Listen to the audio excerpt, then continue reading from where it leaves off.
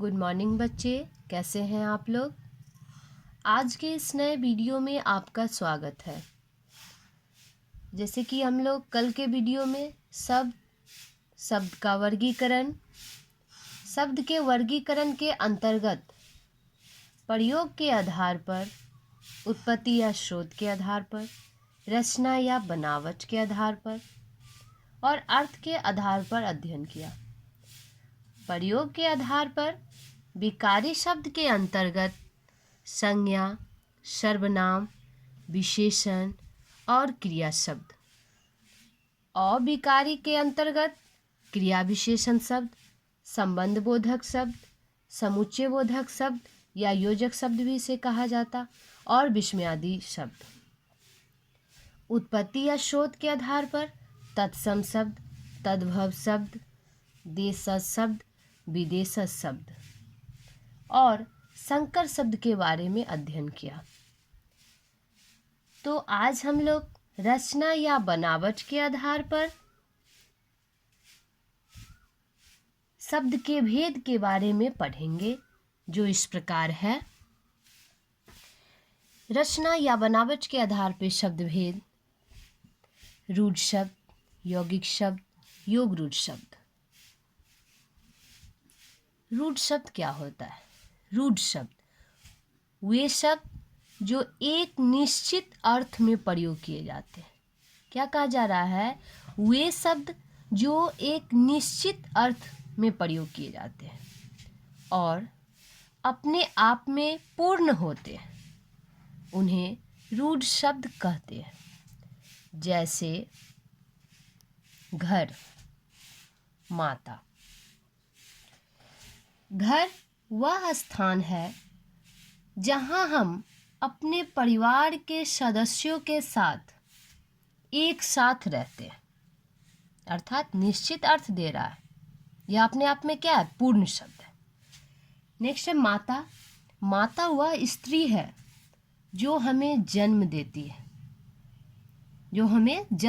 है, तथा हमारा पालन पोषण करती है। यह भी एक निश्चित अर्थ प्रकट कर रहा है और अपने आप में पूर्ण शब्द है। नेक्स्ट कहा जा रहा है रूढ़ शब्दों के खंडों का अर्थ नहीं होता। क्या कहता है? रूढ़ शब्द जो होता है इसके खंड के कोई अर्थ नहीं होते। जैसे घर है, घ जो घ का कोई अलग अर्थ नहीं होता, र का कोई अलग अर्थ नहीं होता। लेकिन जब यह एक साथ होता है, घर होता है, तो इसका एक निश्चित अर्थ होता है। अर्थात रूढ़ वे शब्द होते हैं जो एक निश्चित अर्थ प्रकट करते हैं और वह अपने आप में पूर्ण भी होते हैं, वह रूढ़ शब्द कहलाते हैं। नेक्स्ट है यौगिक शब्द। यौगिक शब्द, योग का अर्थ है मिलाना। योग मतलब जुड़ना, मिलाना। योग का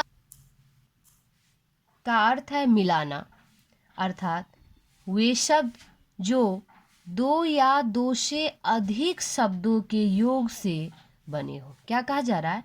अर्थात वे शब्द जो दो या दो से अधिक शब्दों के योग से बने हो, यौगिक शब्द कहलाता है। दो या दो से अधिक शब्दों के योग से और मिलाने से अर्थात जुड़ने से जो शब्द बनता है यौगिक शब्द कहलाता है। जैसे पाठशाला, अर्थात पाठ जोड़ शाला।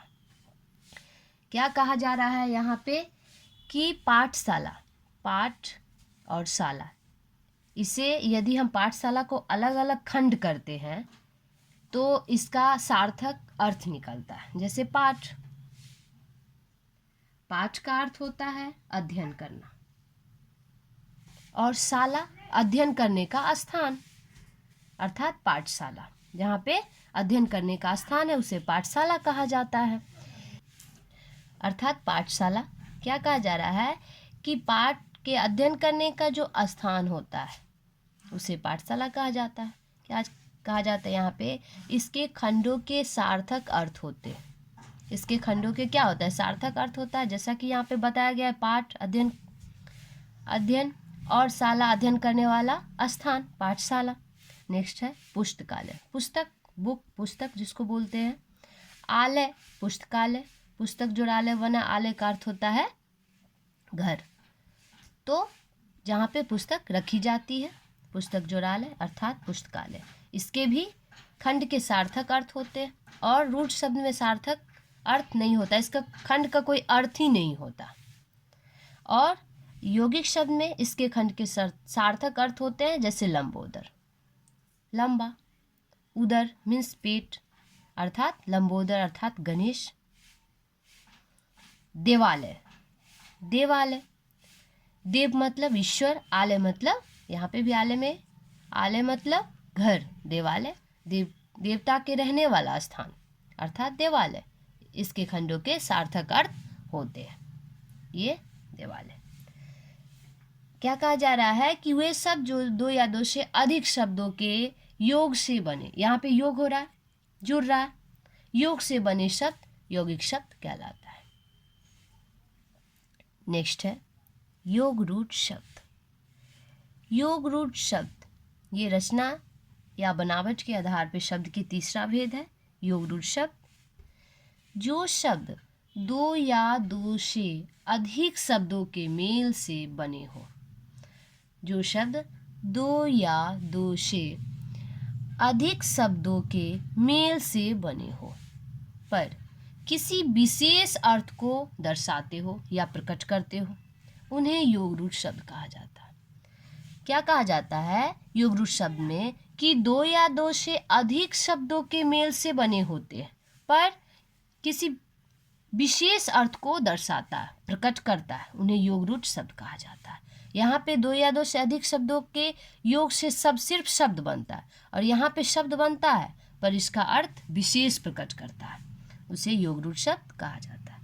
जैसे जलज, जल जोड़ जौ, जलज दो शब्दों के मेल से बना है।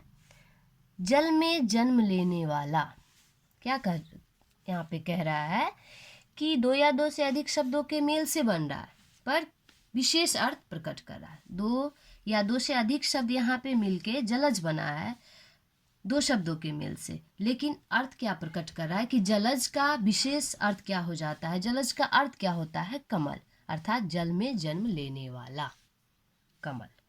नेक्स्ट है योग रूढ़ शब्द में दशानन, दशानन, दशानन, दशानन में क्या कहा जा रहा है, दशानन, दश आनंद दो शब्दों के मेल से बने हैं और विशेष अर्थ प्रकट करता है अर्थात दश मुख वाला कौन होता है, रावण होता है, दशानन कहा जा रहा है। यहाँ पे हम लंबोदर का भी एग्जाम्पल ले सकते हैं। लंबा उदर दो शब्दों के मेल से विशेष अर्थ यहाँ पे क्या हो जाएगा, लंबोदर अर्थात गणेश। ऐसे ही देवालय का भी दो अर्थ दो शब्दों के मेल से बनता है तो देवालय शब्द बनता है, योग रूढ़ शब्द देवालय बनता है अर्थात ईश्वर का रहने का स्थान देवालय, ये योग रूढ़ शब्द के अंतर्गत आता है।